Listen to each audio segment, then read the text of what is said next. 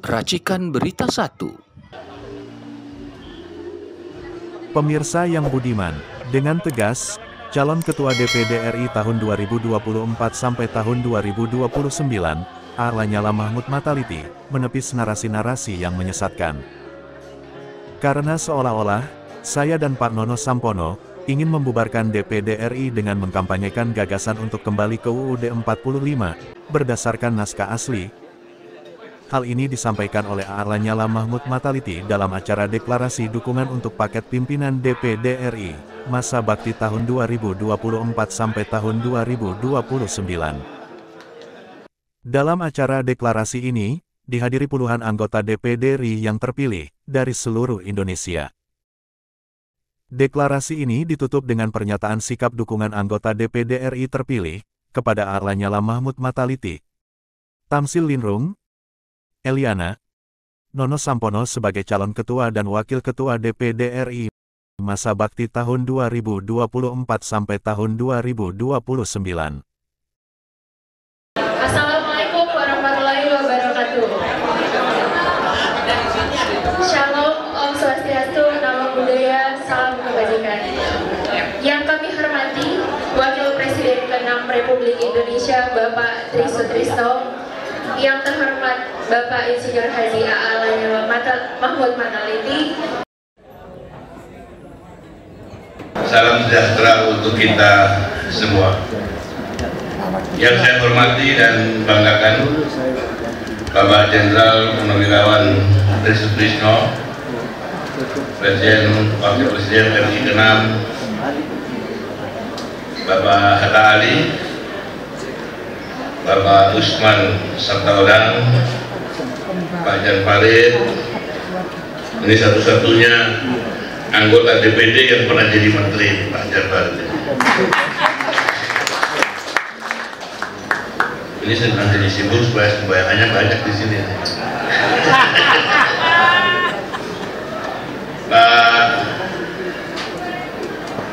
Nono Sampono, Pak Tamsil Linrung dan Ibu Elviana, serta para senator-senator terpilih 2024-2029 dan para anggota DPD RI yang 2019-2024.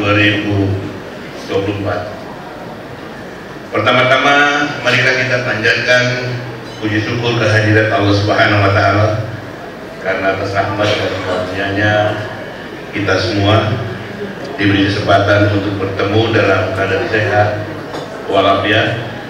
Sholawat serta salam marilah kita aturkan pada junjungan kita Nabi besar Muhammad SAW beserta keluarga dan sahabatnya. Semoga kita mendapat syafaat beliau di hari hisab nanti. Saya sampaikan terima kasih kepada pimpinan dan anggota DPD RI yang hadir dalam hari ini, terutama kepada anggota baru yang terpilih untuk masa bakti 2024-2029. Saya ucapkan selamat datang dan selamat berjuang bersama-sama. Saya juga mengucapkan terima kasih dan saya bangga, terutama semangat para anggota baru, terutama adik-adik saya para senator milenial yang cukup banyak hadir di sini. Kita beri aplaus kepada senator milenial. Bapak Ibu dan Adinda yang saya hormati, DPD RI adalah rumah kita, rumah yang memperjuangkan kepentingan masyarakat dan seluruh stakeholder yang ada di daerah. Saya mengajak yang terhormat para senator untuk bersama-sama dalam satu semangat, satu irama, dan satu langkah untuk semakin menunjukkan kepada bangsa Indonesia bahwa DPD RI dengan segala keterbatasannya masih tetap mampu memperjuangkan aspirasi daerah, sehingga DPD RI dapat menampung berbagai dinamika kehidupan berbangsa dan bernegara yang sekaligus dapat menjamin keputusan di tingkat nasional yang terkait dengan kepentingan daerah diambil melalui mekanisme double tax yang menjamin tersalurkannya aspirasi kepentingan daerah. Oleh karena itu, perjuangan untuk mewujudkan DPD RI yang kuat dan bermartabat harus terus kita perjuangkan, baik melalui perjuangan jangka pendek dengan mengoptimalkan semua perangkat yang ada yang telah diatur oleh konstitusi dan undang-undang yang berlaku saat ini, maupun perjuangan jangka panjang yang harus dilakukan melalui jalur konstitusi. Menyangkut jalur konstitusi, perlu saya sampaikan di sini karena di luar sana ada narasi-narasi yang menyesatkan, menyatakan seolah-olah saya dan Pak Nono Sapono ingin membubarkan DPD RI dengan mengkampanyekan gagasan untuk kembali ke Undang-Undang Dasar 45 naskah asal. Narasi itu sengaja disampaikan tidak utuh atau sepenggal saja. Padahal jika kita mengikuti secara utuh bagaimana hasil keputusan sidang paripurna DPD RI pada tanggal 14 Juli 2023 yang lalu, justru adalah upaya untuk memperkuat posisi DPD RI sehingga bisa menjadi pembentuk undang-undang yang sama dengan DPR RI. Karena penguatan melalui jalur konstitusi ini adalah dengan cara kembali ke Undang-Undang Dasar 1945 asli, untuk kemudian kita melakukan amandemen dengan teknik adendum, di mana salah satunya adalah memastikan DPD RI yang diisi oleh peserta pemilu legislatif dari jalur perseorangan memiliki kewenangan pembentukan undang-undang secara utuh seperti halnya DPR RI yang diisi oleh peserta pemilu legislatif dari jalur partai politik. Sehingga produk undang-undang yang memiliki kekuatan hukum mengikat seluruh rakyat Indonesia, tidak hanya menjadi kewenangan legislator dari unsur partai politik saja, tetapi juga dibahas secara utuh bersama dengan legislator dari unsur perwakilan daerah, yaitu anggota DPD RI. Itulah salah satu isi dari 5 proposal kenegaraan DPD RI yang disusun sebagai bagian tidak lanjut dari keputusan sidang paripurna DPD RI pada tanggal 14 Juli tahun 2023. Bahkan di dalam proposal tersebut kita tidak akan membubarkan lembaga-lembaga yang terbentuk di era reformasi seperti Mahkamah Konstitusi dan Komisi Yudisial, tetapi justru memperkuat dan menyempurnakan agar selaras dengan cita-cita lahirnya negara ini, yaitu untuk mempercepat terwujudnya Indonesia yang adil, makmur, dan sejahtera. Perlu saya tegaskan kembali bahwa kita ingin meningkatkan, mengembalikan MPR sebagai lembaga tertinggi negara.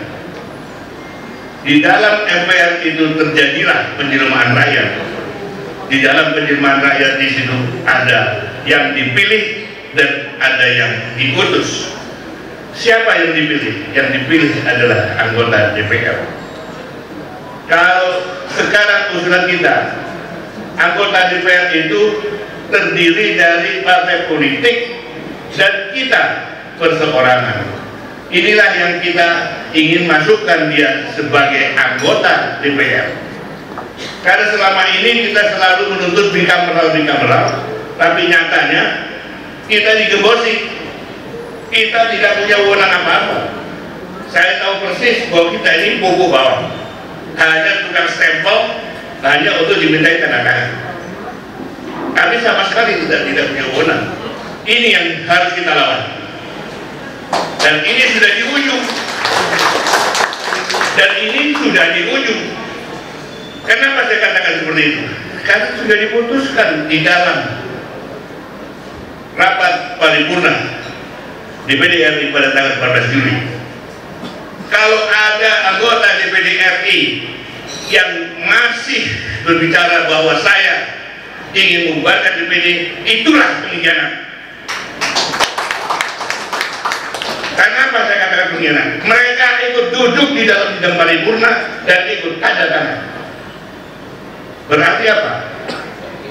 Dia menyetujui, kemudian dia punya jago lain, seolah-olah kita digembosi, seolah-olah kita ingin membuarkan DPD. Jadi perlu saya tegaskan kembali bahwa ada yang diutus, ada yang dipilih. Yang diutus itu siapa? Itulah utusan daerah. Siapa yang ada di dalam utusan daerah?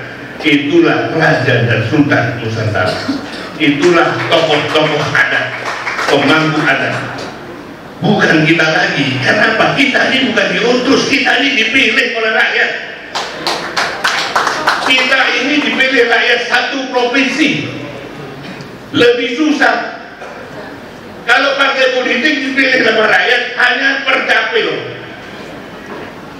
Ya, jadi kita harus paham itu. Jadi saya selalu dikatakan bahwa saya memusuhi partai. Tidak, saya tidak memusuhi partai. Saya hanya ingin minta hak kita sebagai anggota DPD RI yang dipilih oleh rakyat satu provinsi. Jadi kita harus berpikir seperti itu. Itu yang dikatakan saudara Mustami tadi, bahwa kita ini orang terhormat.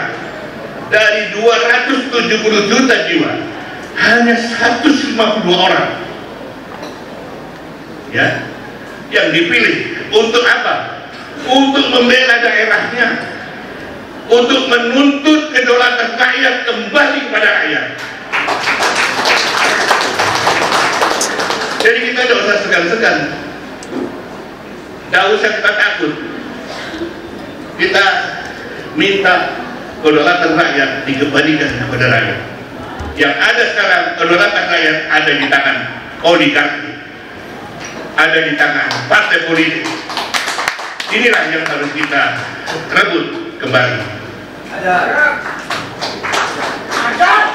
Semua pemikiran tersebut telah terangkum di dalam buku 1 tentang visi misi paket pimpinan DPD RI masa bakti 2024-2029. Silakan Bapak, Ibu, dan Adinda membaca baik-baik sambil pelajari. Insya Allah kami paket pimpinan DPD RI masa bakti 2024-2029 yang terdiri dari saya sendiri, Lanyala Mahmud Mataliti, Nomo Sampono, Tamsir Limlung, dan Elviana, siap mengabdikan diri bersama seluruh anggota DPD RI yang terhormat untuk bersama-sama mewujudkan DPD RI yang kuat dan bermartabat. Semoga ikhtiar yang kita lakukan demi Indonesia yang lebih adil, makmur dan sejahtera mendapat ridho dari Allah Subhanahu wa Ta'ala, Tuhan yang Maha Kuasa, yang dapat dicatat sebagai amal kebaikan dari kita semua untuk generasi yang akan datang. Sekian dan terima kasih. Wabillahi taufiq wal hidayah. Wassalamualaikum warahmatullahi wabarakatuh. Deklarasi dukungan untuk paket pimpinan DPD RI masa bakti tahun 2024-2029 dengan rasa syukur dan mengharapkan rahmat Allah Subhanahu wa Ta'ala, Tuhan yang Maha Kuasa, kami segenap anggota DPD RI terpilih periode 2024-2029 dengan keseluruhan menghormati dan secara menyatakan pertama, mendukung dan mengawal pimpinan DPD RI masa bakti 2024-2029 yang terdiri dari Bapak Mahmud Mataliti, Bapak Muhammad Samsul, Ibu Elviana, dan Bapak Tanzil Yudin dalam pemilihan paket pimpinan DPD RI pada 1 Oktober 2024. Kedua, berkomitmen secara maksimal untuk mengantarkan paket pimpinan DPD RI menjadi pimpinan DPD RI masa bakti 2024-2029. Ketiga, siap melanjutkan perjuangan dan bekerja secara maksimal serta membangun sinergi untuk mewujudkan DPD RI yang semakin kuat dan bermanfaat. Jakarta 23 Juni 2024, anggota DPD RI terpilih periode 2024-2029 dari daerah Solo, Indonesia. Menang, menang, menang. Terima kasih. Silakan dulu kembali. Menang, menang, menang. Menang, menang, menang. Dari daerah untuk Indonesia. Menang, menang, menang.